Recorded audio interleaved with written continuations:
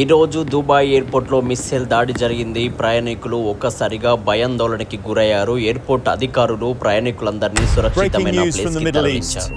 అయితే కొన్ని ప్రత్యేక సదుపాయాలున్న ప్రయాణికులని ట్రాన్సిట్ వీసా ద్వారా టెర్మినల్ 3 ఓపెన్ చేసి ఈ రోజు పంపించే ప్రయత్నం దుబాయ్ చేసింది.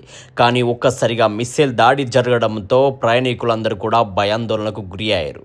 ఇది ఇలా ఉంటే ఇరాన్ అధ్యక్షుడు ఒక కీలక ప్రకటన చేశారు.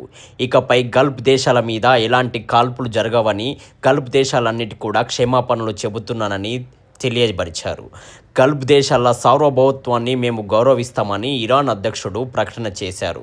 ఇరాన్ అధ్యక్షుడు ఇకపై గల్ఫ్ దేశాల మీద ఎలాంటి కాల్పులు ఉండవు, కానీ అమెరికాకు సంబంధించిన అన్ని బేస్ల మీద కాల్పులు యథావిధిగా ఉంటాయని, తమపై దాడి చేస్తే తిరిగి దాడి చేస్తామని తెలియజేశారు. ఈ న్యూస్తో గల్ఫ్ దేశాలు ఊపిరి పీల్చుకున్నట్లయినవి. ఇకపైన గల్ఫ్ దేశాల పరిస్థితి మెరుగుపడుతుందని ఆశిద్దాం. ఇలాంటి విషయాల కోసం తెలుసుకోవడానికి ఈ ఛానల్ని సబ్స్క్రైబ్ చేయండి.